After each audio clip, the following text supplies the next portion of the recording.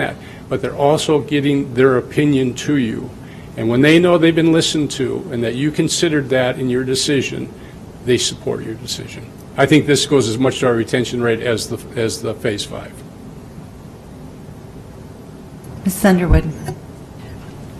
So I'm just curious. Charlotte-Mecklenburg is a really large district. 147,000. Yeah, so like 3 times bigger Yes. than OPS. So I'm just curious how that process went, and It went maybe very if there well. are some things that you could just talk about specifically with that search process. Well, I think the thing that I take away from it is that the number of applicants we got there, and I'm often asked that by boards, how many applicants do you think you'll bring us? And I think the question should be, how many quality applicants will we bring you? We had a tough time getting it down to our final 8 to present to them. And we had some that if these didn't work out could very easily have stepped in and say, consider this person. But based on what they developed for their selection criteria, that was what we did. And then our vetting process as we went through that to do that. And hopefully next week they'll be announcing their new superintendent. And I don't think they can miss on either one of their 2 finalists. They've got great candidates from around the country. We're national recruiters. And I think every one of the 8 that we presented to them, you would recognize their names because they're on the national scene. And we would hope to have that here also. I would point out that when we bring the candidates to you, as Tom had said earlier, we bring the full list of candidates so you know everybody that has applied. And we would expect questions from you. We see this person. Why are they not included in the group that you've brought? You have this is your search. And if you see somebody there that you say, we like this person, we will bring them up to you and give you the opportunity to vet them. But we bring every candidate to you for your review. Charlotte on that list isn't the biggest. Louisville's about 200,000. Orange County is about 160,000. Jackson, Florida is about 180,000. So there's a bunch of big ones on there. Mr. Wayne. So it appears that 2013, 12, and 13 were not just rough on OPS, but on you guys as far as some school board not necessarily agreeing with what was going on. What has changed since 2013, and how have you learned from like New London, Muskogee, Wake County? You've done your homework. Yes. Yes, you have. That's what I do. Yeah. We were just talking about Muskogee, Georgia. Dick worked that search also. We had 9-member board. We had good candidates in front of them. They were deadlocked 3, 3, and 3, and we couldn't get them to make a decision. We said, we'll reopen the search, go out and do it again. They chose not to do that, and they said, we're just going to go a different direction. And a year later, they did hire a superintendent. The thing at New London was something that a newspaper, and I know you don't have this problem in Omaha, but a newspaper had dug up some issues from long ago. The person did not misrepresent himself to us, and the information that we presented to the board was accurate. But in another search someplace else, he claimed he had a doctorate degree, and he didn't. He did not represent himself with us with a doctorate degree, and we never said that he had. What was the third search? Wake County, or was that Wake County? No, that was New London. New London, yeah. Wake County, we didn't have any problems there. That was a very successful search. Okay. So, since you had some disagreement and some struggles, what processes have you put in place to maybe deal with the New London, or how do you, what's the interaction with the board to make sure that you can help them in the process instead of being deadlocked like that? Let me go to New London, because we get our consultants together every other year. I do training with them every year, but every other year we get together and we look at our evaluations, we process our protocol. And that one happened to hit the year that we were meeting with them. We now, as your final candidate included in our price, there is a criminal, a financial, and an academic verification check that we do. And that's the change that we made, because we've been doing it on request from the board. Now we do it automatically on your final candidate. I tell you very truthfully, Muskogee, I don't, until there was an election, I don't think we could have solved that one. How many current searches are you doing right now, and with who? We have 10 searches going on right now. We work one search at a time, our consultants. I'm just finishing Charlotte, and if we're hired, I would be the lead consultant here for you, unless you wanted somebody else. If the profit's too close, I've got great people working here to do that. We've got 10 searches going on across the United States right now. Last year, we did, I think, 53 or 54 searches across the United States, from small districts to huge districts. So with your current searches, how would you make Omaha a priority or the top priority? Well, you're going to be our only urban searches going at this time, so that'd be a natural top priority for us to do that. We do a lot of small rural districts, and I was asked, we're working a suburb of Philadelphia, we're doing the input session with the community. Community members said, I see about 80% of your searches are small rural districts. I said, yes, sir, that's true. 80% of districts in the United States are small rural districts. That's our client base. We can't change that. So we just listed here the major urban districts that we've done. And so last question is kind of, and I've asked this for everybody. If I'm a superintendent and I meet the profile, how would you sell Omaha to me? First of all, we're going to be, if you've got the skill set we're looking for, one of our consultants is going to be giving you a phone call. And I want to visit with you about the Omaha opening and talk to you about that. That's going to happen, that the information we're going to be sharing with them is after we've had those stakeholder meetings, to say, let me tell you the challenges and opportunities here. I think this would be a good match for you. I think it would match your skill set. I haven't had a recruit yet say yes on the first phone call. We had, the one that was hired at Clark County, Georgia, he wouldn't take our phone calls for 3 months. We finally found somebody that knew him, said, you need to talk to these folks. And so that recruiting piece is very difficult to get. A lot of these people are in a good spot. They're not, don't necessarily want to leave. So that's why I talk about the two-way decision-making process.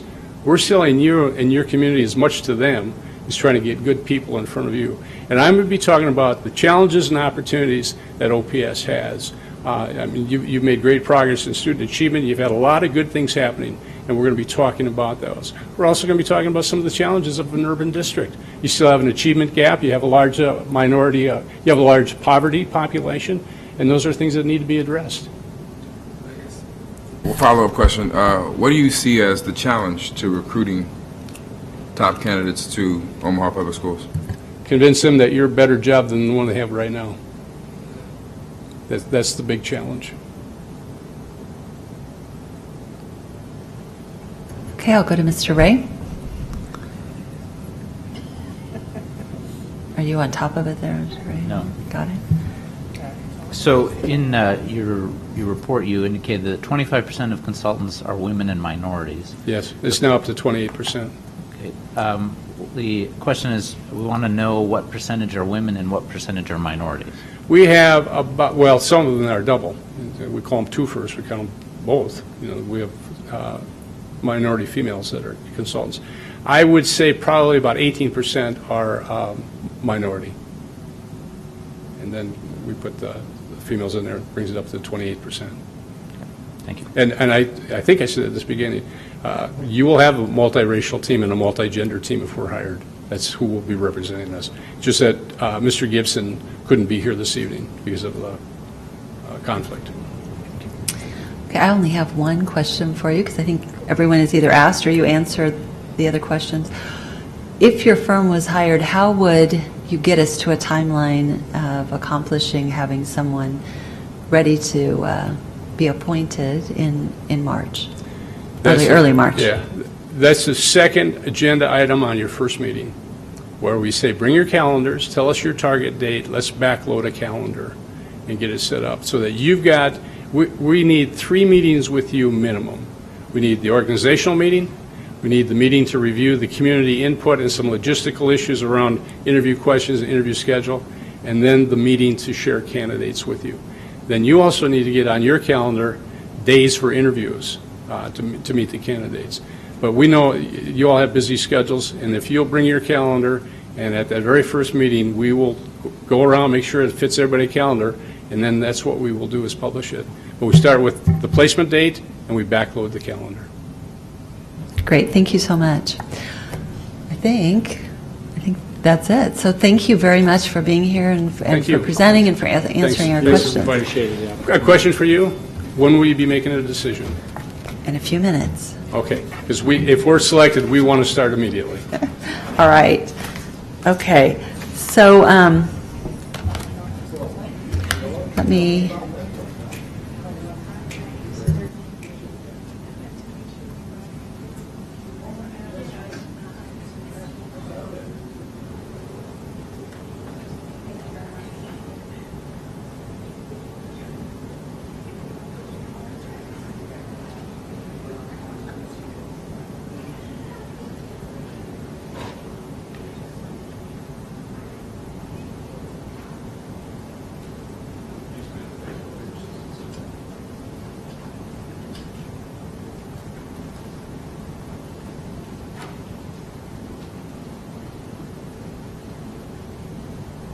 Okay, so at this time, the Accountability Committee talked about, and I'm sorry, I got completely thrown out of my open meetings.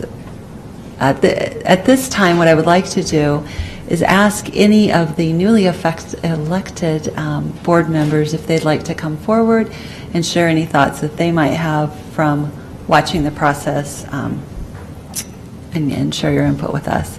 So does anyone care to speak at this time? Don't be shy. Okay, so we'll call on Ms. Ryan. The two really big things for me were the community involvement in the search process and then also the diverse candidate pool. And just kind of listening to how each firm spoke about that, I am kind of leaning towards Ray and Associates based on those. I think all of the firms have a lot of positives, and a lot of them are showing us very similar numbers, which I think just kind of shows a trend nationally. But just kind of based on those things, that's where I'm leaning. And I want to make sure with the, well, actually, my hesitation with Ray and Associates is kind of how they didn't take into consideration as much the new transition with the board. So I really want to make sure that they're fully aware, like, it's going to be a different board that they're working with. And I think they really tailored it for you all, and then the new board was kind of an afterthought, I think, a little bit. But my thoughts. Great, thank you so much. Yep. Okay. All right, so I think looks like we're good on comments. So I think one of the things I have to give a quick update because I was asked to share. So North is down 13-0 at halftime. So here's where we're at. So anyway, now we're going to move on to, I would like board members to share their thoughts on the interviews. We went through this process when we did the strategic plan. Positives, maybe some issues that you might see if you want to start to share those. So I'll just take the first person that would like to speak.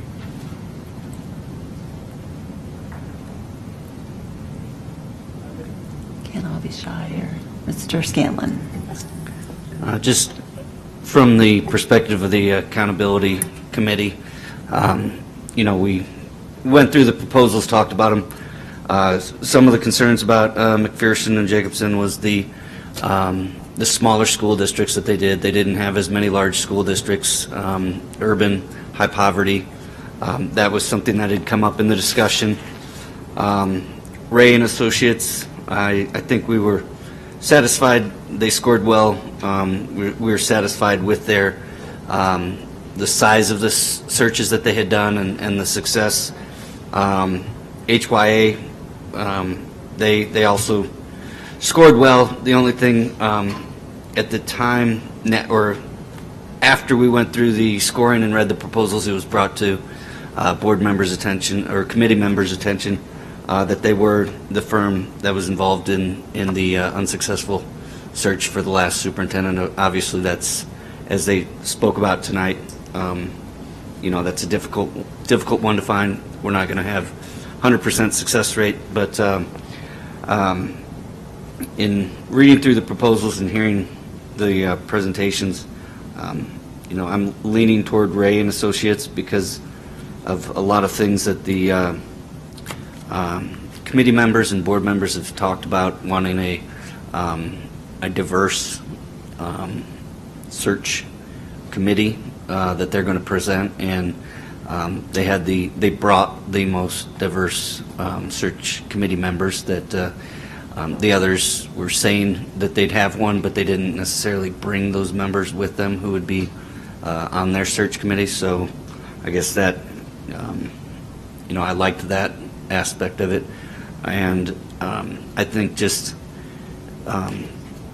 everybody needs to be understood that I think all of these search firms were saying that the board will make the decision of what they want, of what we want that search committee to, how aggressive do we want with the committee interacting with the community, with the administration, with board members. So I think that they're all open to making it a unique search for us as a school district. So I like that, but I would say my top choice at this point in time is Ray and Associates. Anyone else have any thoughts at this time they want to share? Mr. Wayne.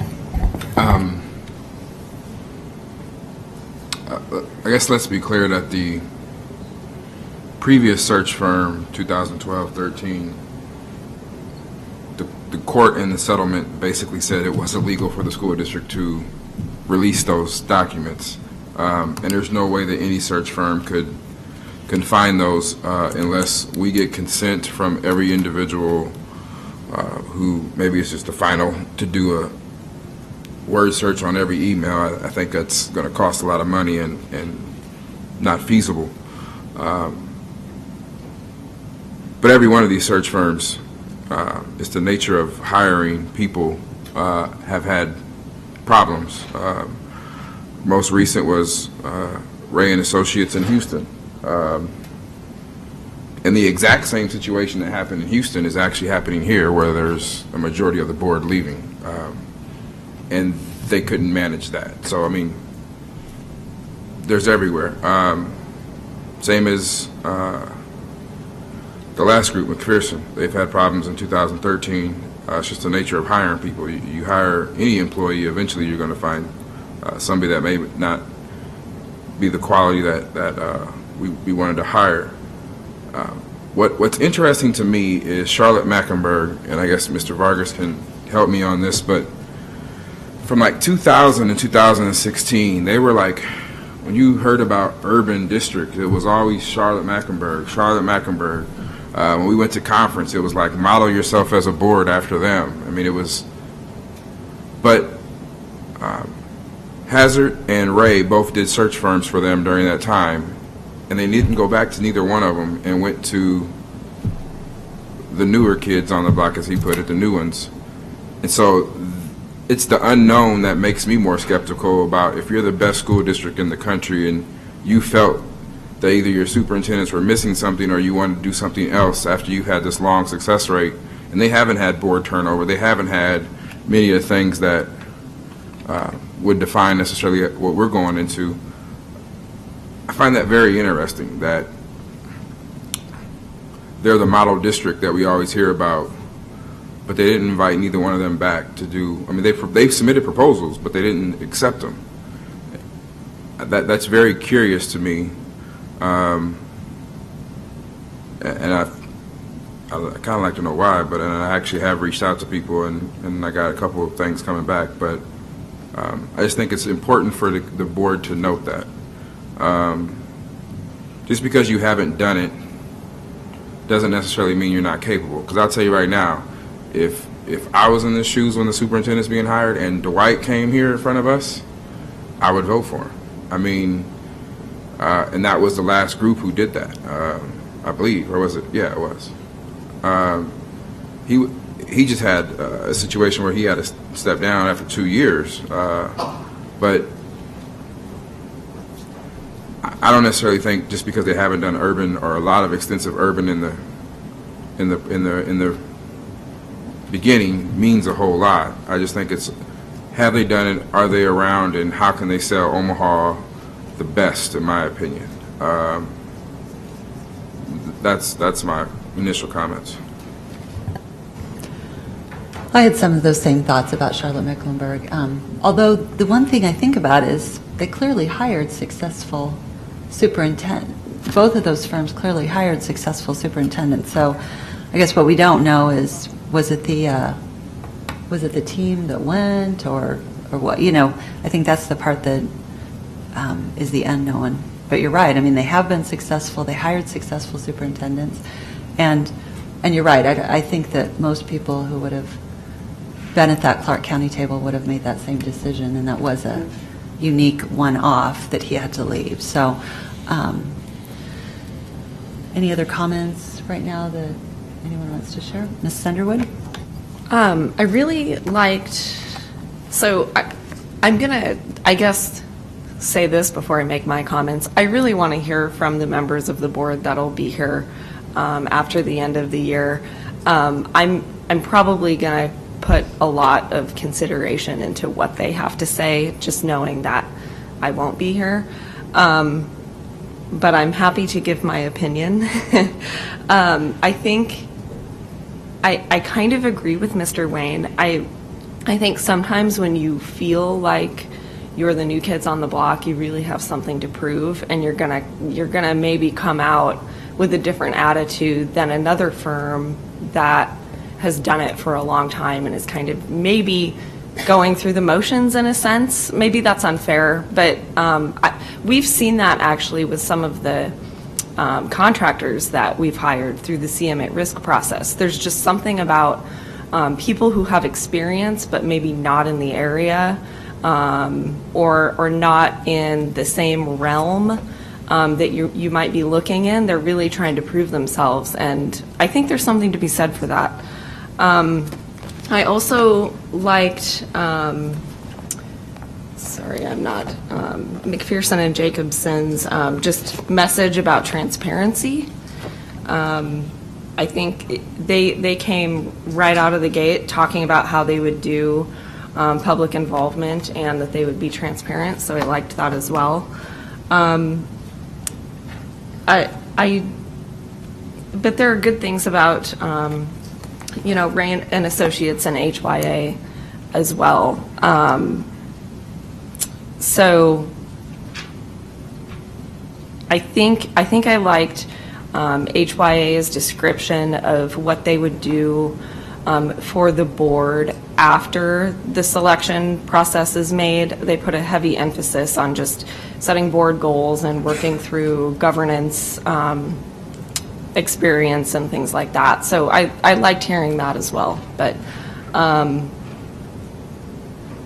that's all I've got for the time being. Ms. Merrick. I will be here after December. Right now, where I am is I think all three of them had distinct positives and drawbacks. I liked Ray and Associates talking about diversity and what they plan to bring to their team, but literally their proposal could have been for any district. It wasn't specific to us. I didn't see these are things that make you unique and make OPS stand out, which are why we're going to bring people here. With HYA, I actually, from serving on the council board, know a few of the placements that they've done and know that they are doing some really spectacular things in their district. Now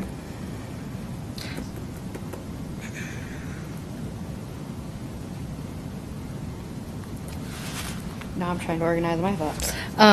With the last group, I did really like that they were the only ones who had a specific plan for making sure the community was involved throughout the process and not just on the front end. They were the ones that specifically said, we bring them in as part of the interview process at the end too, to get their impact, their feedback, and then give that back to the board so that we can use that as well. That's what I was going to say. What Mrs. Underwood had mentioned regarding HYA, I did like that they were very detailed in how they could support the board, recognizing that there was going to be a lot of changeover, that we are going to have to look at how do we operate as a board governance, setting goals with the new superintendent, and congealing together, if you will, to go forward.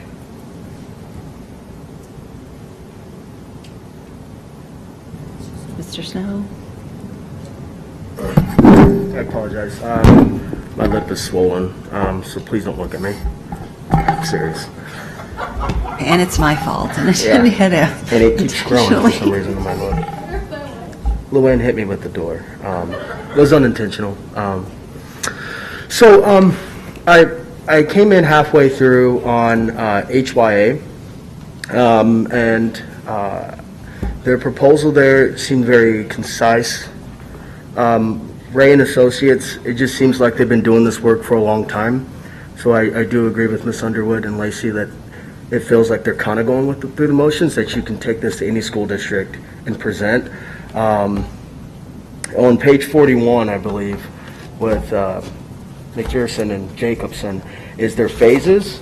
And I do like that community engagement, the stakeholders, having that superintendent meet with those stakeholders during the interview process, and also having the board engaged with it as well is needed, because this is something our board was originally created on, is having that community engagement. And I think it's something that with the next board coming in, we want to make sure we start off on the right foot, having that superintendent and the board engaged, and having an organization that we're going to be working with that tells us right now what they're going to do from the beginning, phase 1, phase 2 to phase 5. So I hope you could hear me through that. We did, and I feel terrible. He was standing behind the door, and I must have pushed the door open too hard, so I'm sorry. Okay, all right. Okay. Ms. Williams? Or Mr. Vargas, do you have any, I guess you're on the accountability committee as well, so, oh, and Mrs. Fay, if you want to go first, go ahead. Like Mrs. Underwood, I'm really interested in where the board members who will be here and have to work with the firm or what direction they're going. But I'm really I think that in my experience, the firms are going to tailor the process to exactly what you all direct them to tailor it to. They're going to bring you how many candidates. They'll give you the whole list, or they'll just give you the top 20 or the top 10 or whatever you want to see. That's how many you bring in for the initial set of interviews and how many finalists you bring in and what you get to see, whether it's video or not. I bet if a firm didn't offer video interviews and you wanted that, you could get it. So the process, the phases, the steps, all of that's going to be exactly what you want it to be, or it should be anyway. It should be exactly what you want it to be. And like Miss Merica, I thought that some of the parts of particularly Ray and Associates, is that what they're called, presentation was rather generic. And I actually found a lot of the answers in the first two to be I felt a little bit, when it came to questions about diversity, minorities, women, that there were a lot of just like, we're going to throw all these words in there and mix them around, and hopefully you'll hear what you want to hear about something, because I've thought a lot in the last couple of weeks about Ms. Williams' comment about majority, minority versus, it's just kind of resonated with me, and it's kind of been the filter through which I've looked at a lot of things, not just school board. And so I really feel like it's important for the search firm that you use to be aware of exactly how you're going to be looking at it and how you want to process all of that and what's important to you. And Ms. Ryan brought it up as a priority for her. All of that said, the firm that has the absolute most to lose is the local firm. They have the most to gain and the most to lose by not doing a good job and delivering exactly what you want. And I thought that their presentation was the most honest, open, and authentic. I really felt like they delivered a very authentic, not super fancy, but just very genuine proposal, and would work with you all to bring you what it is that you're hoping to get. So I guess that's where I am. I guess the last thing I would say is that you saw exactly who you would be working with in that firm. And that's that relationship between your subcommittee and the one or two people that you work with in the search firm is really, really important. So the idea that, well, we're going to bring somebody else, or we're going to, they're not, I think it's one of the things you can use in your evaluation process as to what firm you want to use is how you feel like you could relate to the people who were standing up here, because you're going to work directly with that person, and for me, I felt like that would have been a pretty easy relationship to have. Mr. Vargas.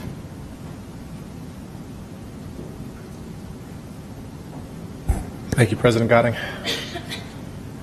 Similarly, I care very much about the opinions of other people that are going to be staying here. Probably the only thing I'll say is, I think they all have their strengths and weaknesses, and we all have our biases, even as firms. I mean, we could say that, for McPherson and Jacobson, that it's an asset and a liability to be a local firm, and and the same thing goes for national firms that don't really understand too much about our district. I caution us to put too much emphasis in, one of the main metrics we have is how many urban school placements they've been in and what the poverty level is, and I think that's a great metric. I also caution us from only using the tenure of superintendents to be the only metric, because as we've seen over the course of the last 10 years, if you look at urban school districts, the tenure isn't the only piece. It's a really strong piece, but also as there's competition for really great superintendents and some different phases of where school districts are in their strategic planning, you see some that are outperforming others, and so that's why I was sort of looking at some of the school districts that have seen growth, and it's from a confluence of things. So this is probably a comment to Mr. Wayne from the Charlotte-Mecklenburg example. It's a good example where we could say there has been a lot of great things that have happened from CMS.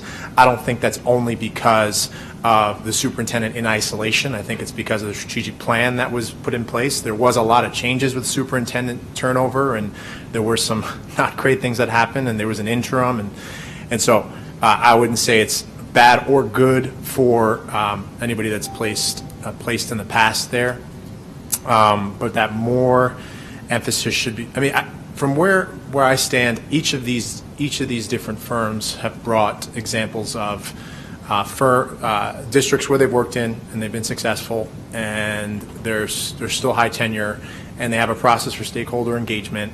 2 out of the 3 more so than probably McPherson and Jacobson referenced organizations which I had heard of and I know that are actively recruiting more diverse candidate pools. But also McPherson, Jacobson, they're not recruiting as an urban district, so their clients may not be asking for that. So my only 2 cents are when we were looking as an accountability committee, there was evidence in some of the data here, specifically from Ray and Associates, around are we seeing gains in school districts where there were placements, and that was probably the only firm out of the 3 that showed me some data.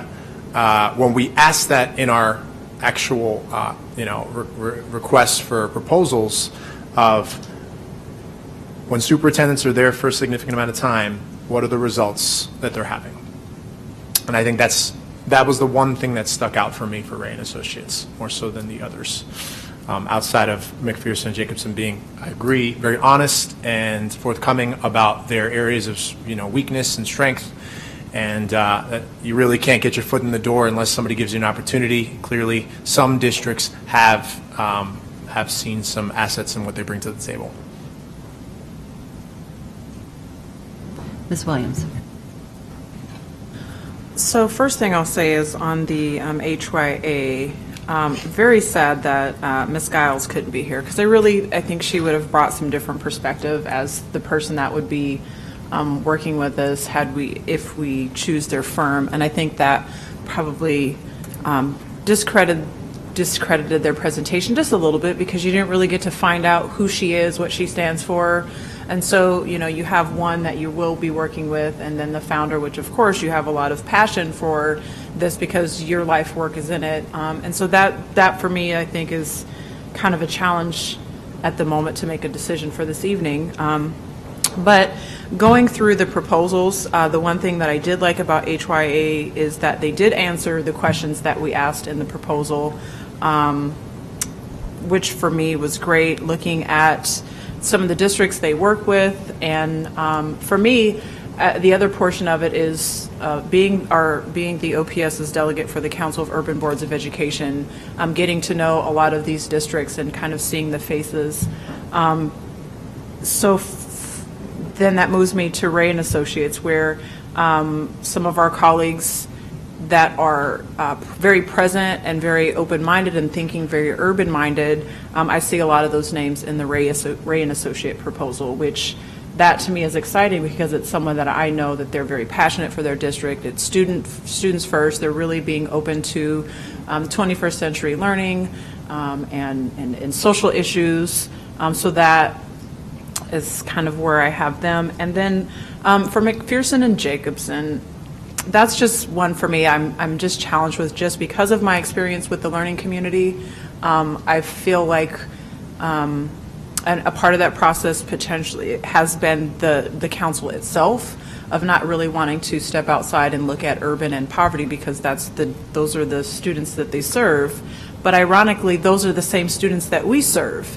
And that gives me a little bit of pause. I have much respect for all firms, but my thought is we are looking for someone who has urban experience, someone that has poverty experience, someone that is going to be, we don't want something different. We need something different.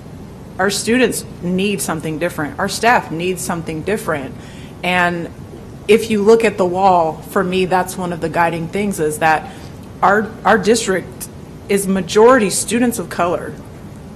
Our diversity of our staff is growing in age and gender and racial and ethnic backgrounds. And so I want the firm that's going to bring us that thing that we need.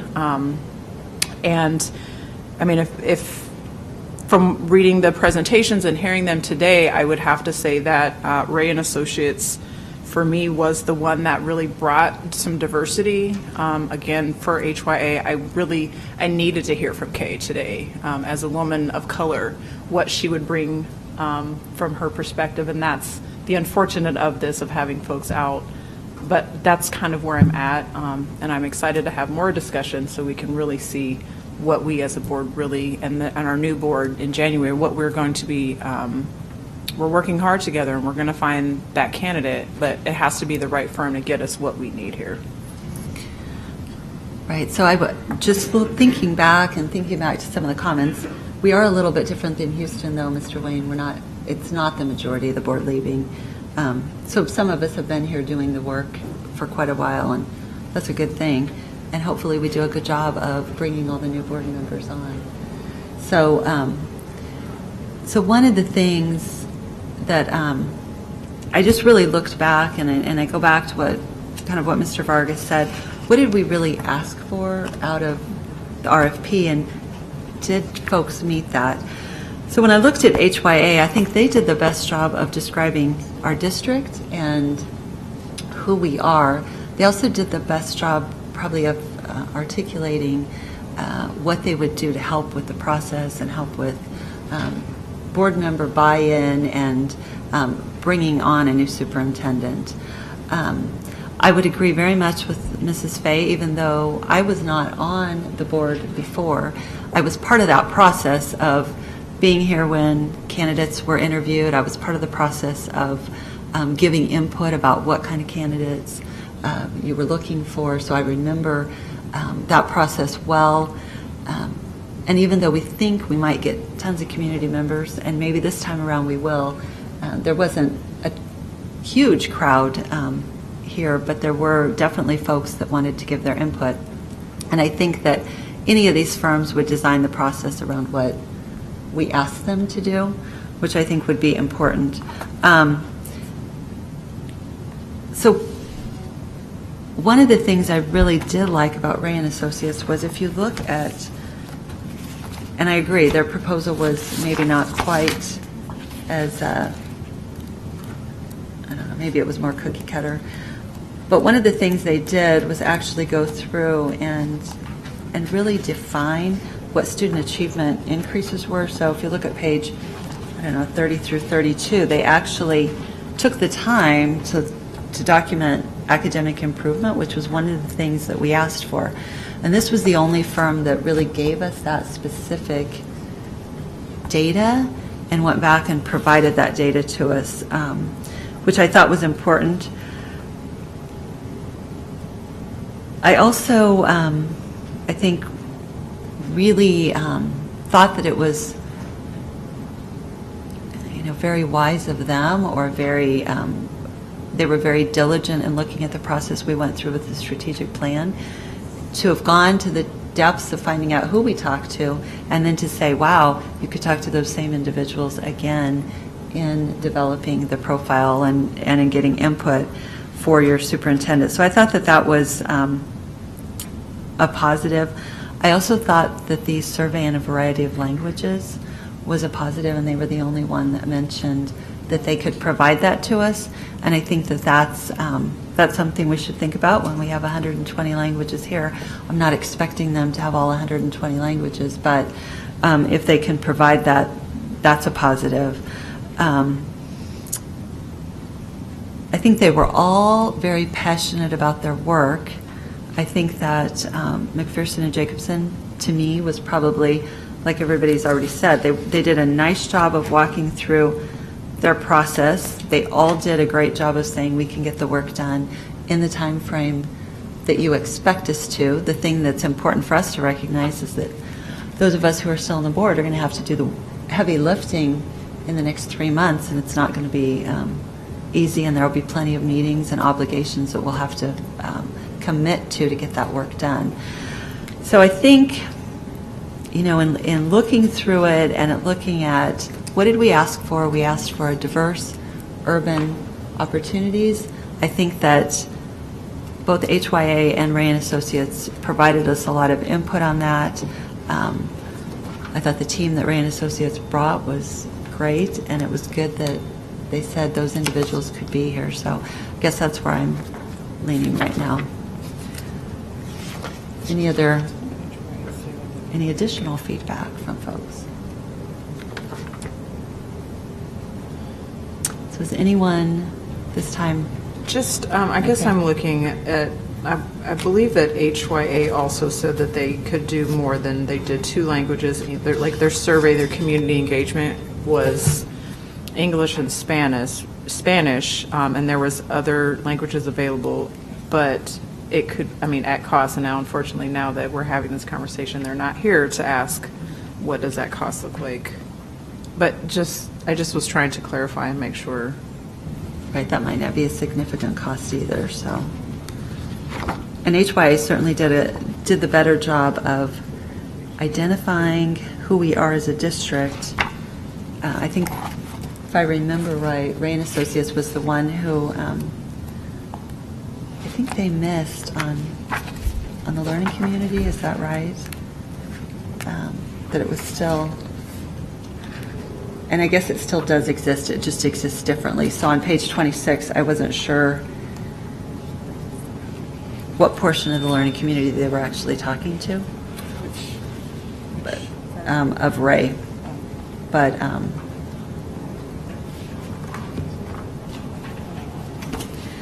okay.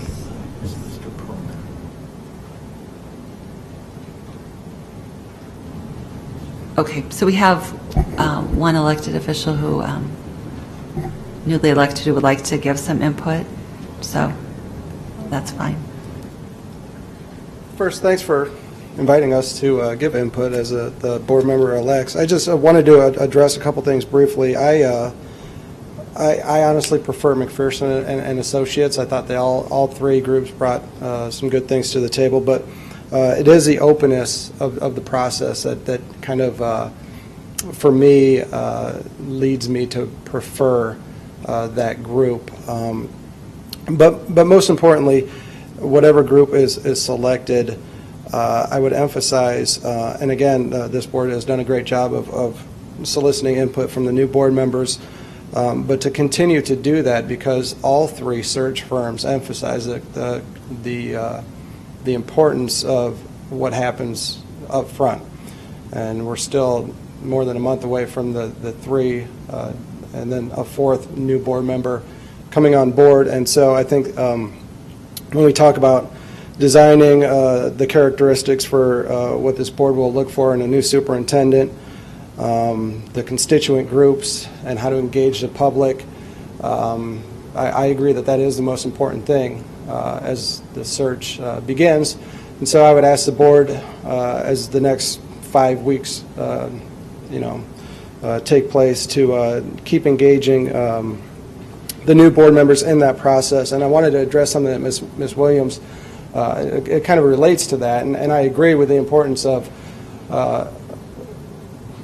taking a look at what your concerns may have been, which I honestly don't know too much about as far as the search with the learning community. And as the new board puts together the criteria of what they're looking for in a new superintendent, I think it is incumbent upon the board to address what you were talking about, because I agree with all the questions that Mr. Ray presented to the groups were the issues that I had, as far as I was concerned about the grouping of women and minorities when all of the search firms presented the figures, because it's important for me to not only know who is part of the consulting group looking for the new superintendent, but also the placement of not just women but also minorities. And so as we move forward, those are a couple of things that I look forward to being a part of. So, but all three, I think, brought very strong presentations. But I ultimately, what puts me in a position of favoring McPherson is the openness and transparency. I think that's by far the most important thing for the selection of a new superintendent. So, thanks. Okay. All right. Does anybody else have any? Do you guys have any comments? That Mr. Wayne has something. I guess the last thing I'll say is I don't know if I can't support Ray and Associates. We talk about open and honesty. I asked her to point a question about associates in Nebraska, and one was said no, but the other one was completely ignored, referencing Ken Bird. There was a history with Virginia Moon here.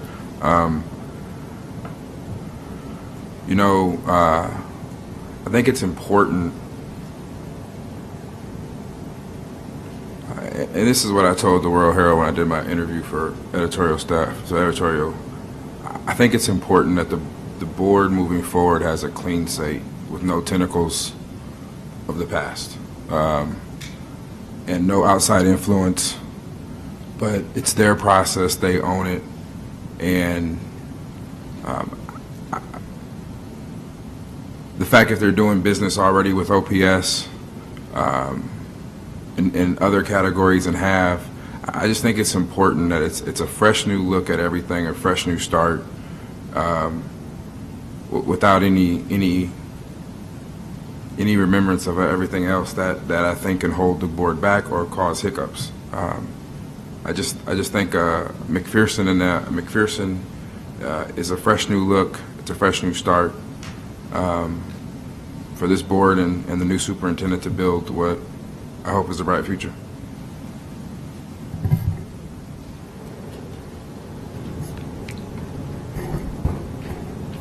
Okay. Any other comments? I do think the searches that Ray and Associates have done have been positive according to staff. So, but not superintendent searches, right? Obviously. Ms. Williams. I guess just as we're considering, before we vote, I just want us to be very mindful of, Mr. Vargas brought it up, but, we really do need something to continue the work that we've all done, and we really have to get this right. We really can't, I think my area of caution in my head is Mack and Jake is a newer firm. They've been around 26 years.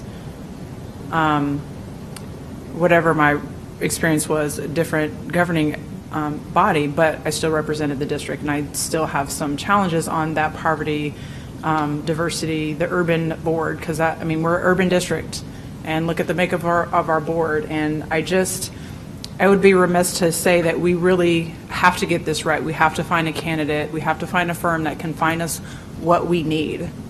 We're not going to find the perfect superintendent, but we also have to think about community conversations, because as many conversations that I have received, and since Mr. Evans has announced his retirement, I'm sure you all have as well.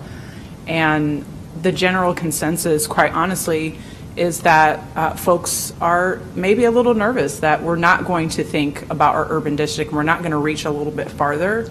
And so that's just something that we need to keep in consideration. I think we have transformed this district, and the results that we're going to eventually get to tonight or in the morning, whatever that looks like, are going to show that we've done that work, and we can't afford to take a step back. And so that's just the one thing as we get ready to have this vote is think about our future. Think about the future for our kids, and we need somebody that's going to take the transformation that we have done thus far and continue us so that we can be the greatest district in the country. We need the right leader at the helm of this district. So we're trying to make a quick decision, but I just ask and encourage all of you to vote for, whichever firm that you truly believe that's going to get us a quality pool of diverse candidates.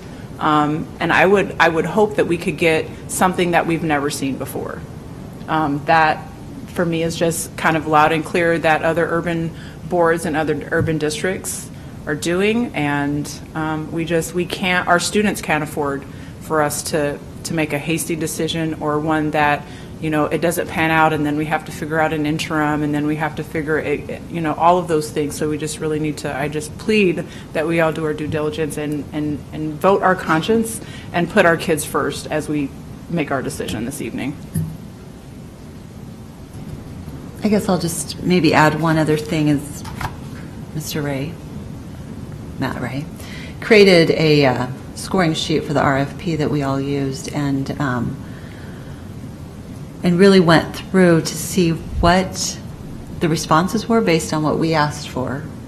What we asked for in our RFP, did the firm meet that? Did they fall below expectation, or did they exceed what we expected them to do? And I would say universally, I'm pretty sure, from the rubrics that we scored out in the accountability committee meeting, that HYA and Ray and Associates definitely scored the highest as far as responsiveness to the questions that were in the RFP. So I do want to share that from the accountability perspective, committee's perspective, whether that makes a difference or not. I know all of you received the RFPs as well. So,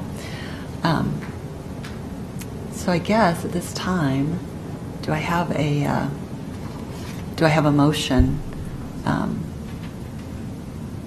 for one of the firms? Mr. Scanlon.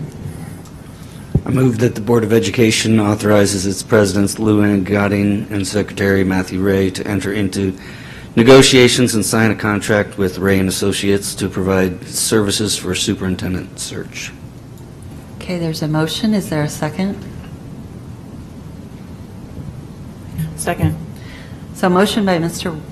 Scanlon and second by Ms. Williams to contract with Ray and Associates. Discussion.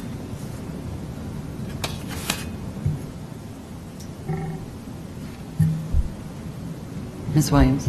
So just, thank you, Mr. Palermo, for kind of touching base. I just want to bring up that out of the three newly elected board, Ms. Ryan was the one who she had a nod for Ray and Associates.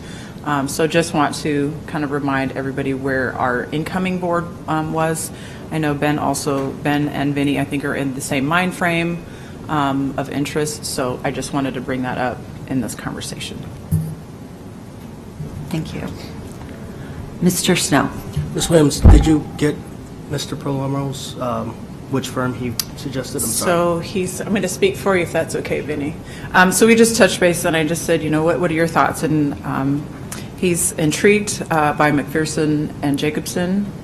And so there's just something in that he was looking at. Thank you.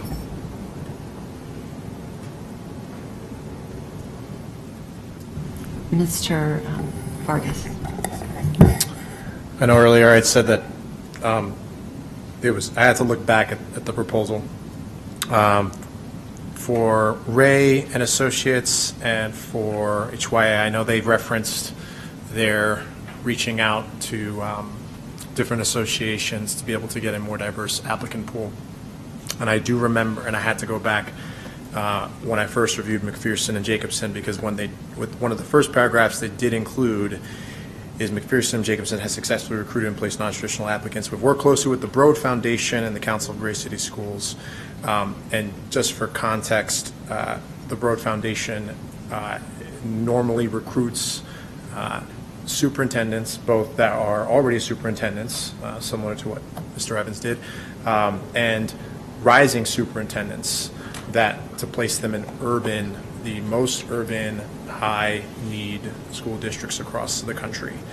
I only put that out there as a potential data point as to why CMS might have seen them as fresh perspective to what Mr. Wayne mentioned. And it's something I remember writing down because I actually remember I had different scores that weren't actually in line. They were right around the same. I think I might have scored mine pretty relatively similar, but they had different scores for different areas. But I found that as particularly crucial to knowing what Broad has done and the applicant pool they continue to be able to create for people that care about urban, high-need school districts across the country. I appreciate you bringing that comment up because I can't believe I forgot it as well. I mean, it just completely forgot when we were going through. HYA also worked with Broad as well, and so those were the two firms that did work with Broad, and I think that is a very valuable point. Ms. Sunderwood. I'm probably going to vote no on this one, but saying that, I will be fully in support of whatever, the majority ends up being. Only because Ray was probably last on my list. And just, I understand and I can see all the points from everyone at the board table, so it's difficult. But if I am voting my conscience, I'm going to have to vote no on this one. And what particular firm were you? Mac and Jake? Mac and Jake was probably just a nose ahead of HYA, but I would probably vote for either one of those. I think Ray has done some really good work. I just was not impressed with their overall proposal and their presentation. It wasn't quite as smooth. The answers to the questions were a little more difficult, and it didn't feel like they were quite as prepared as the other two, and that goes a long way for me. Okay. Ms. Merica. So I've been looking at data related to student achievement that they both included, and I do recognize that Ray included the specific breakdown of this district. Here's where they were in this year. Here's where they moved to in this year. And I noticed it says that it's a sample list. It's not inclusive of all their searches. When I see that, I assume you're including your best data then. You went through and selected your best data as a sample. And it's not all that great of improvements. Some of it, there's really good improvements on participation rate and there's a drastic decline in test scores, which we don't want to grade everything by test score. But there's somewhere it's not a change in rate and there's still a decline. And I did notice that the McPherson and Jacobson one did also include, they have been part of a peer-reviewed study that showed they have seen increased student performance from their superintendent placements. So that is also in theirs as well. Okay. I think we're probably ready to vote. Sorry about that. So I think I'm hearing a lot of comments at the table, and so I think I'm kind of shifting in some of my thoughts as well. I want to share that with everybody. All right, Mr. Ray, roll call, please. So just to remind people what they're voting on, the motion was to move that the Board of Education authorize its President, Luann Godding, and Secretary Matthew Ray to enter into negotiations and sign a contract with Ray and Associates to provide services for a superintendent search. Did you have a comment before we yeah, vote? Before. So sorry, okay.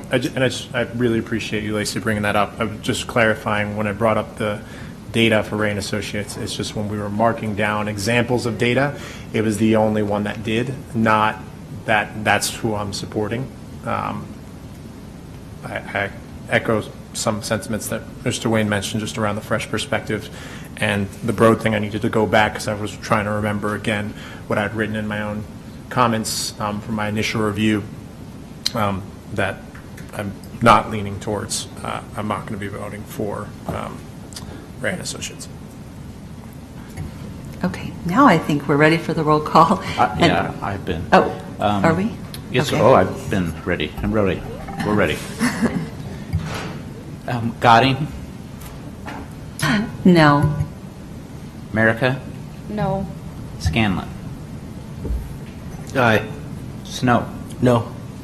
Underwood, No. Vargas, No. Wayne, Williams, No. Fay. No. It's 1 aye, 8 no. Okay, so motion fails. So it's process of, I was just going to move to the next motion. okay, so I want to clarify that Mr. Wayne, I'm not sure his mic was on, so that for the public record. All right, Mr. Wayne. I don't have the exact language of the motion in front of me, but I move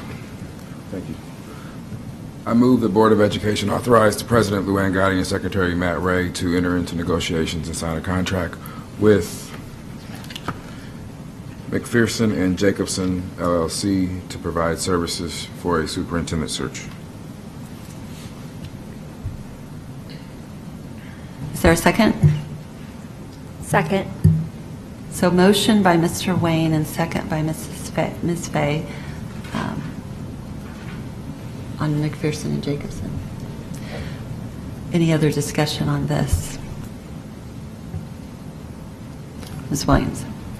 So I know that we have two of our newly elected folks that are in favor of McPherson and Jacobson, and I like the localness of it. My biggest challenge is, are we going to get some fresh perspective and the number of firms that are like ours that they've found a superintendent for. That to me is just kind of one of those things that it was a red flag the first time I read it through, because again, if this is the majority of where we're going to go, that's fine, and I totally support that, but it just gives me a little bit of pause that the reach isn't on paper. It doesn't reach as far. And again, I'm going to be very vocal with the need for something different, diverse, just something that we've never had. And I just don't, in my gut, I don't know if that McPherson and Jacobson can give us that. I like what they've done. I like the staff. Again, my experience with them has been very different, and the learning community, I have some pause for it. So I guess for me, it's kind of hearing what the rest of the board has to say about this particular firm. Comments, discussion regarding McPherson and Jacobson. Mr. Wayne.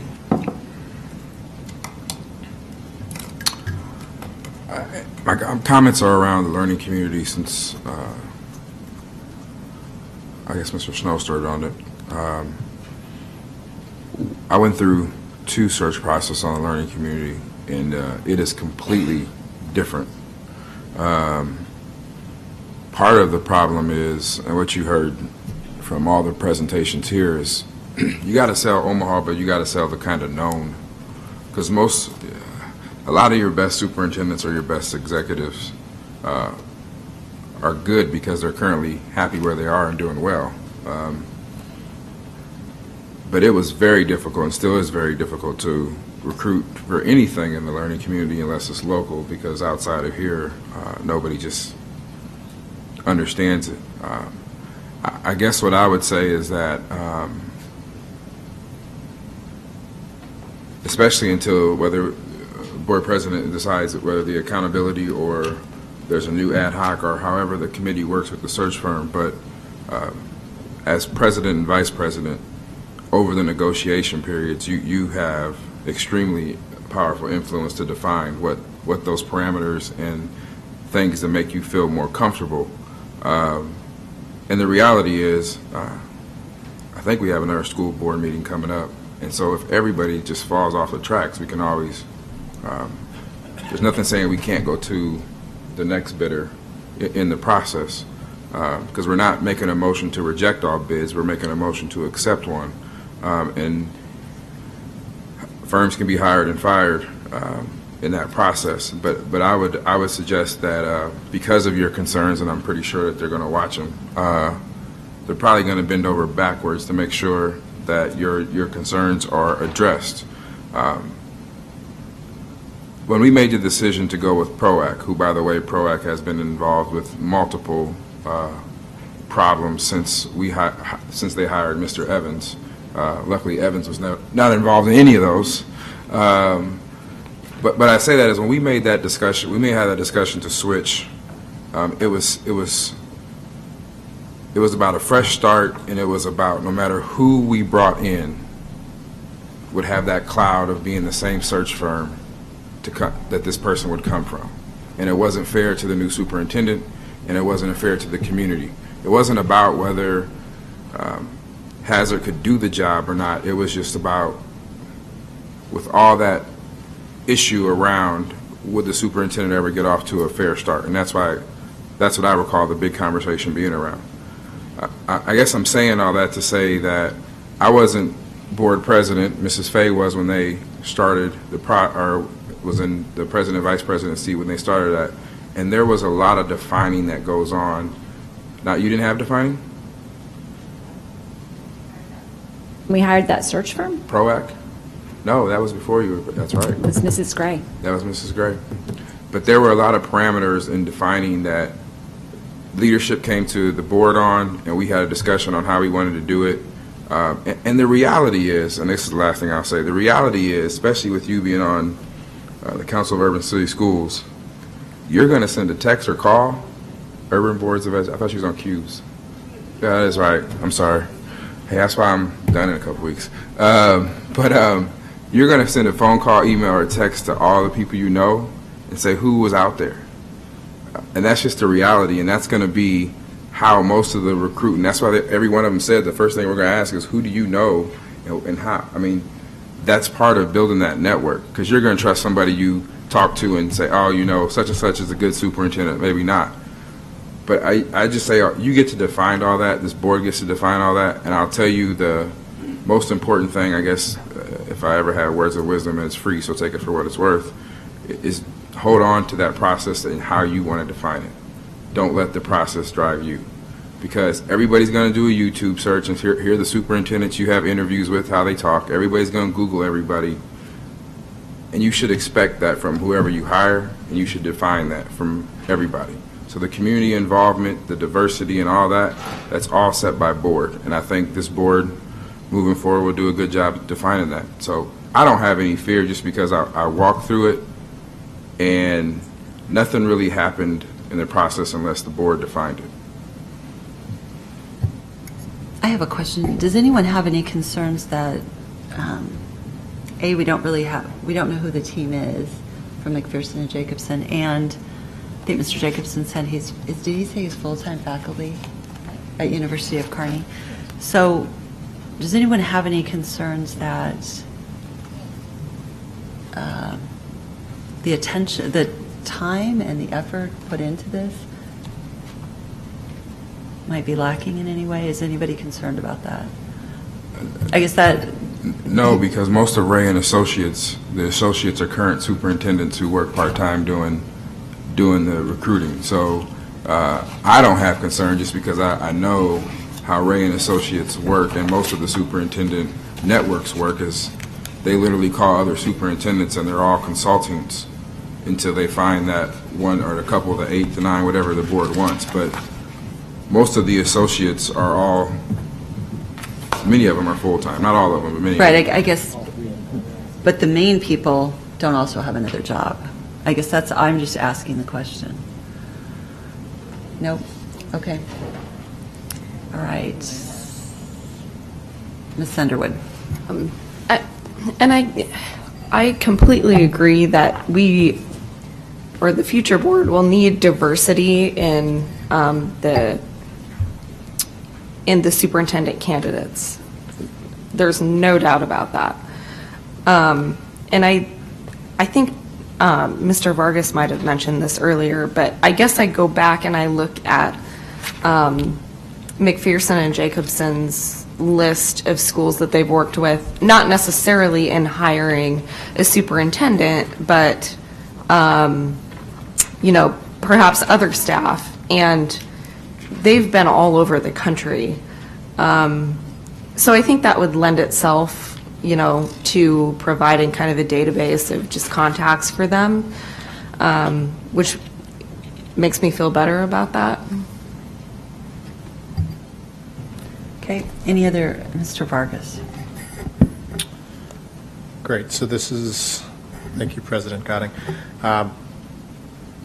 So why I'm leaning towards them, McPherson and Jacobson, is because of a couple different things, and trying to explain my description. The first is the Broad piece. That just is important to me, knowing the type of candidate pool that they're trying to create. The other one is a job description. I remember that was one of the components that I reviewed across all three, and I was most impressed by the sample job description that McPherson Jacobson put out. And if you want to compare it to Ray and Associates, you can. Ray and Associates put out a job description that was very generic, basically not having any tailoring to the district. And I think it referenced and said, for Tuscaloosa City Public Schools, it just said an individual with visionary leadership and strong administrative skills, and then listed the salary package. But for the example for McPherson Jacobson, it included 5 or 6 bullet points in particular: be a culturally competent leader who can create a culturally competent workforce, possess educational motivational leadership skills, incorporated in data-informed team approach, and so on. I was most impressed because when we talk about the trajectory of CMS and what they're looking for in their leader, this seems very different and tailored to CMS.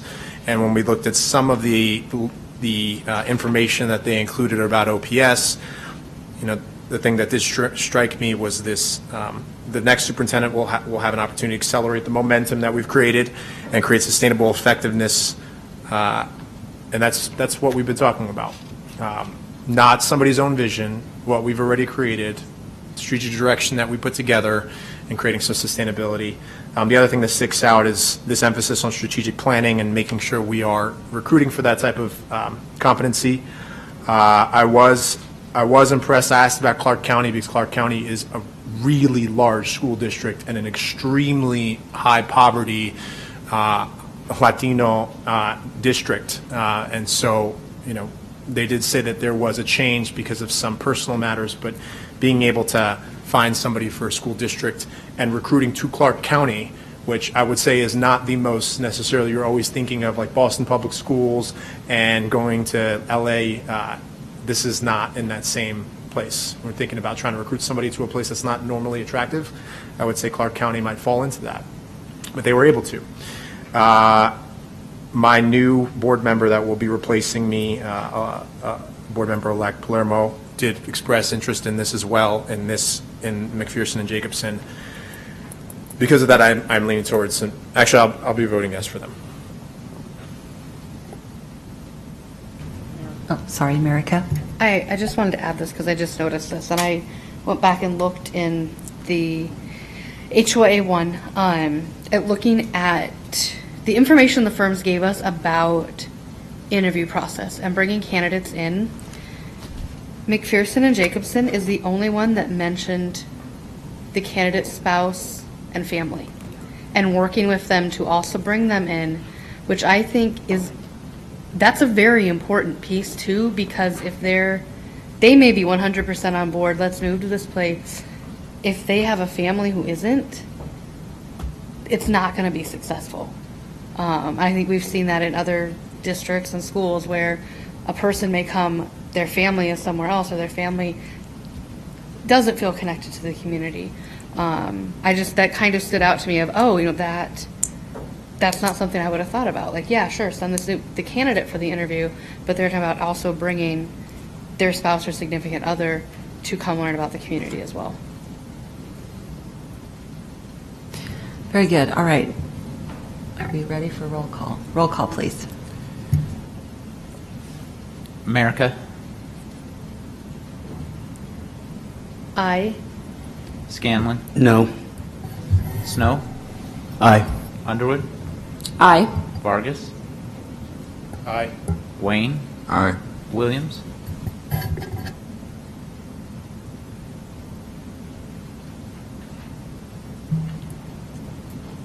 No. Fay? Aye. Gadding? Aye. Okay, motion carries. 7 ayes, sorry. Motion carries. All right, well, Ms. Williams and I and Mr. Ray will work with negotiating. We'll certainly address the concerns that we expressed here tonight at the table, so that'll be good. So we will work with McPherson and Jacobson, correct? All right. Looking at the time, it's gotten late. Quick update on the football game. Looks like it's 6:33 to go, and we're still down 13. It's now 36-6. Oh, with 36 to 8:42 6. left. Okay. That's not good. Okay. All right. Let's move to Board and Superintendent Communications, Treasurer's Report. I'd like to submit the financial statements for October 31st, 2016, and be happy to answer any questions you may have. Okay, thank you. Superintendent Report. Thank you, Madam President. First off, I'd like to officially congratulate our new board members who are in the audience, Ben Perlman, Amanda Ryan, and Vinnie Palermo. Congratulations. See how much fun you're getting into. It's going to be a ball. It's going to be fun. And also congratulations to Mr. Wayne and also Mr. Vargas on their election to the Senate. So congratulations to you as well. And the re-election of our board officers. I am so sorry. Golly. See how easy it is to get in trouble? This is how easy. Yes, exactly. The re-election of our board officers. So congratulations to all of you.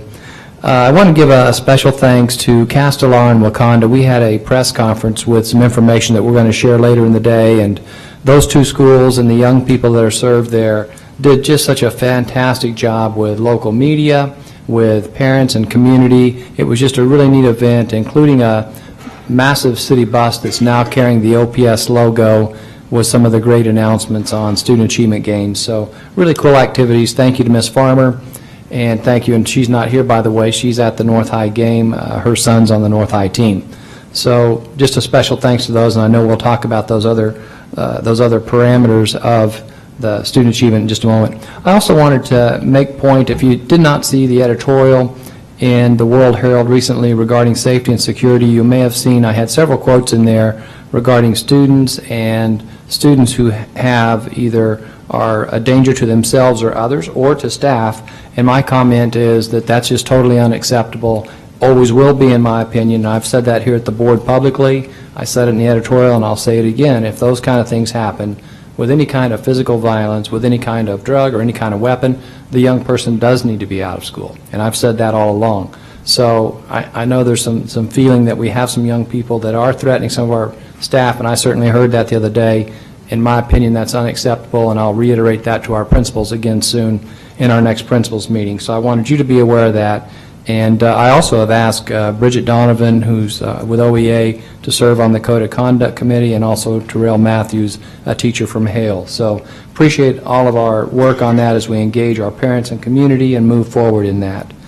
I also wanted to mention that we're working with a group of pastors to create a No Place for Hate commentary, because we're dealing with a lot of emotions right now, and we all know that we had some high schools with young people that participated in some activities, and from my perspective, we have to make sure that everyone understands that this is a lesson of tolerance, this is a lesson of civics, and that's what we should be looking at, and certainly not allowing it to in any way get negative for our students and or staff. And with that, just my last comment on the search process, kind of interesting, just going back 4 years ago, they do some pretty thorough investigating with the Herald, too. They sent a reporter and a photographer that spent a week in Andover and Wichita interviewing people that had been employees at the high school, the high poverty, diverse high school I was principal of. They talked to current employees of the school district I was superintendent of. They took pictures of the home that I grew up in, that I'd talked about in a public meeting, to make sure it really was the home that I described. So they were very thorough in their vetting, and that was all brought back to the school board and to the whole community, because it was in a 2-page semi-biography. So you will know a lot about your candidates, more so than just what the groups you talked to tonight. You're going to know a lot about them. They'll be pretty intensive, so I'm sure Ms. Duffy's looking forward to that. And with that, Madam President, thank you so much. Board member reports. Ms. Williams? So it's been a very busy week last week. We had the State Education Conference, which is very exciting. School boards across Nebraska are really finding a new way to collaborate with the state association kind of being at the helm of pro-public education. So lots of very engaging conversations across the state. So I just wanted to make that be known that we did do that. Had that this week. I was able to go Friday with Mr. Evans and some of his staff. Dr. Kerberg was there. Melissa wasn't there. Miss Utterback was there. Mr. Dixon, Mr. Luaru. So it was an amazing time to be at the NISA Press Conference. Very exciting to see the students of both Wakanda and Crest Ridge really show their OPS proud. They really, the first graders melted my heart at Kessler. So if they're watching, you were amazing. They did a fabulous traditional dance. But it just shows the passion of our students and our staff of the great things we're doing, and to see those results that I'm super excited to get to on this agenda. But I just wanted to thank Mr. Evans one more time for your leadership in helping us to start closing that achievement gap, which we came to this board to do some of those things. And so thank you for your persistence in making sure that some of those things were done. It's not over for you yet. We have a lot to do, but it was really amazing. I really enjoyed that, and I also wanted to formally, publicly welcome Ms. Ryan, Mr. Perlman, and Mr. Palermo, even though the two of them stepped out. So hello, Ms. Ryan. How are you? Welcome to the family. It's going to be a wild ride, so enjoy the downtime, because when you come in January, we're off.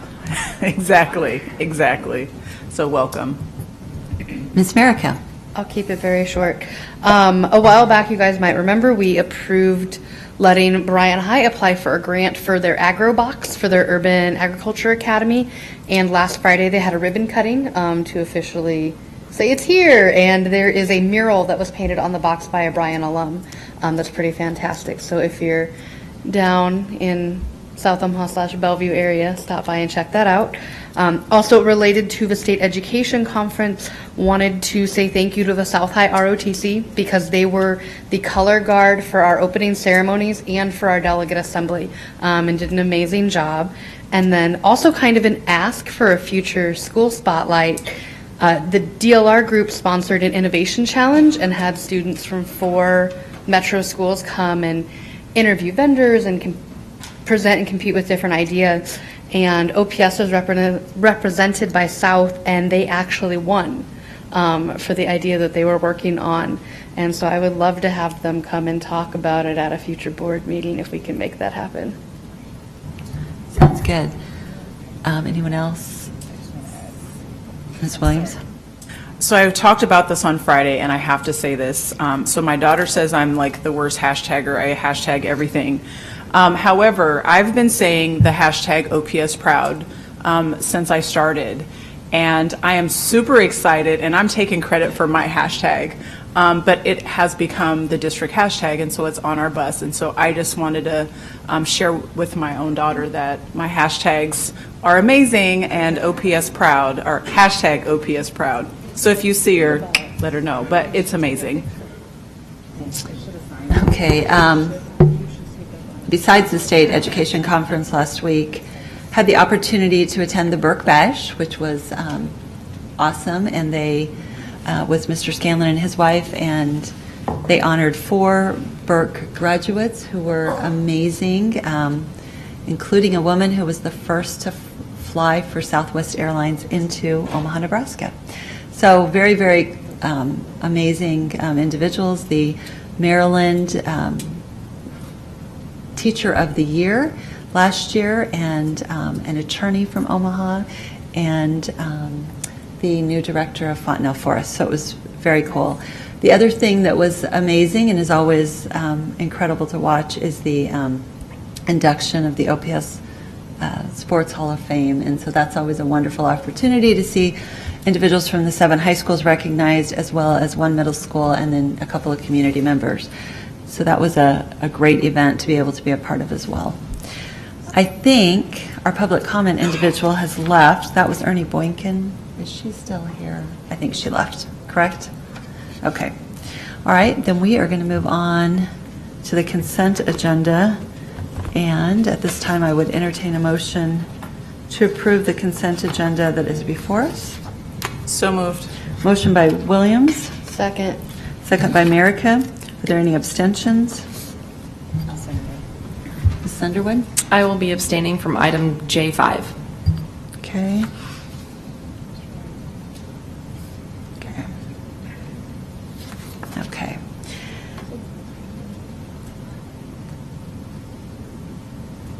So there's a motion by Williams and a second by Merica to accept the consent agenda that is before us, with Mrs. Underwood abstaining from J5.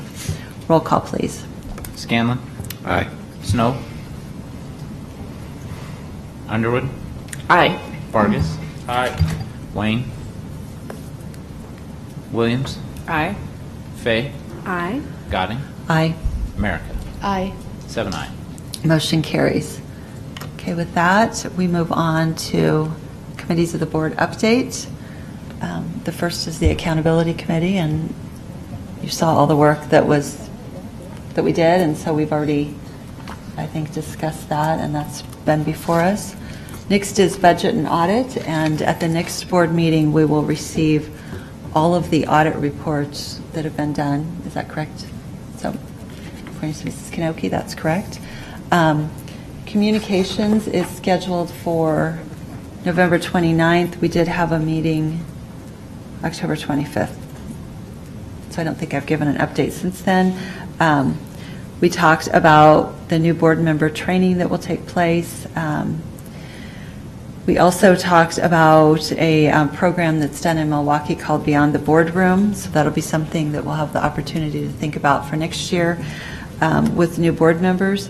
We reviewed the OPS board planning calendar and the Board of Education handbook. Can you get that email, the handbook, emailed out to everybody if we haven't? Mr. Ray has updated it since maybe it was emailed out before. And then we talked about superintendent search communication with Ms. Farmer. The policy committee has not met. It's scheduled for November 30th. I don't think the Americanism committee has met. Student assignment plan is scheduled for November 22nd. Legislative, I know, has one update from Ms. Merica, who's serving as the chair until the end of the year. We do. We are going to be on December 6th in the morning hosting an event for the OPS area senators, our board members, and the new board members. December 6th, if you want to all put that on your calendars now. Invitations will be going out very soon, and you'll all receive more information via email, and I will be following up with everyone individually except for you, Mr. Vargas, because I hope your senator comes since it's you. But I'll be following up with everyone else to have you individually follow up with the senators that represent your sub-district, so we can make sure that we have everyone here to talk about OPS and the great things our district is doing. Okay, thank you. Construction manager at risk, I don't think there have been any. I think the specialty schools review and recommendations did it. So we have not met. We've just talked about kind of as the new board's coming on, we will be postponing any meetings until January so we can regroup and really start a fruitful conversation with new incoming board. Want to get them caught up to some of the things that we've been working on. CBOC, Mr. Scanlon? We're meeting in December. Projects have been going along and things have been positive with the bond program. Okay. And then code of conduct, it looks like, is scheduled for November 28th, so a number of things next week. Okay, with that, we're going to move on to, I think, Mr. Evans, are you doing a presentation on NISA? And I apologize, I think with Mr. Scanlon. I'd like to make a motion to postpone this presentation to a time where the public will actually see it, not at 10 o'clock at night.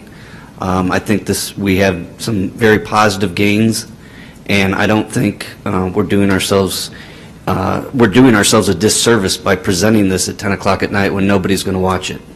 I think that it was important that we had those lengthy discussions as far as the superintendent search goes, but I think that it would be wise of this board to postpone and present at a more reasonable time. Thank you. So you made a motion? My motion is to delay the presentation of this presentation until the next board meeting. So Mr. Scanlon has made a motion to postpone the presentation of the district-level Nebraska State assessment results to the next board meeting. Second. Second by Ms. Fay. Is there any discussion? Okay, hearing none. Roll call, please. Snow. Underwood. Aye. Vargas. Aye. Wayne. Williams. Aye. Fay. Aye. Godding. Aye. Merica. Aye. Scanlon. Aye. 7 aye. Okay, motion carries. And I do want to note that, do we have the right one up now? Well, we've had the right, yes, we have the right one. Okay. There's two versions up there. One, the PDF, what it seems when we PDF'd it, it took some data out, and then there's the other one. Okay, So so- there's two on there, yes. Okay, so there's one with the data on it, which we were having trouble with. So Yep. now, for next time, we'll be able to see that. There's a receipt of reports, the Jacobs 2014 bond update. I would encourage everyone to take a look at that. It had a lot of great detailed information in it. And the ESU CC board minutes. Ms. Williams. I move that the Board of Education go into closed session for the protection of the public interest and for the prevention of needless injury to the reputation of individuals to discuss with the superintendent, secretary to the board, and legal counsel pending litigation. Second. So motion by Williams, second by Merica. Roll call, please. Underwood, sorry. Aye. Vargas, Aye. Wayne, Williams, Aye. Fay, Aye. Goding, Aye. America, Aye. Scanlon, Aye. Snow, 7 aye. Motion carries. Let me remind the board that the purpose for closed session is for the protection of the public interest and for the prevention of needless injury to the reputation of individuals, to discuss with the superintendent, secretary to the board, and legal counsel pending litigation. Let the record reflect that the board went into closed session at 10:08 p.m.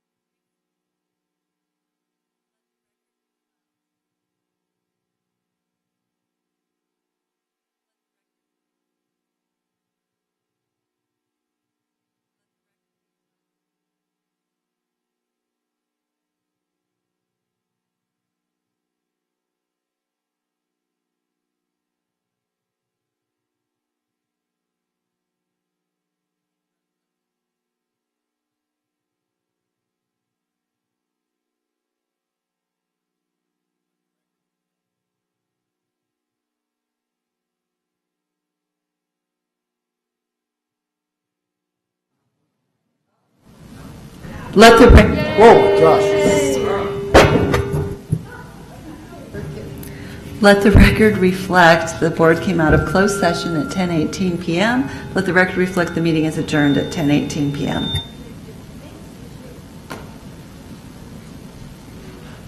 Hey, Matt? Yep. Taste it. No. I'm going to taste it. Come on.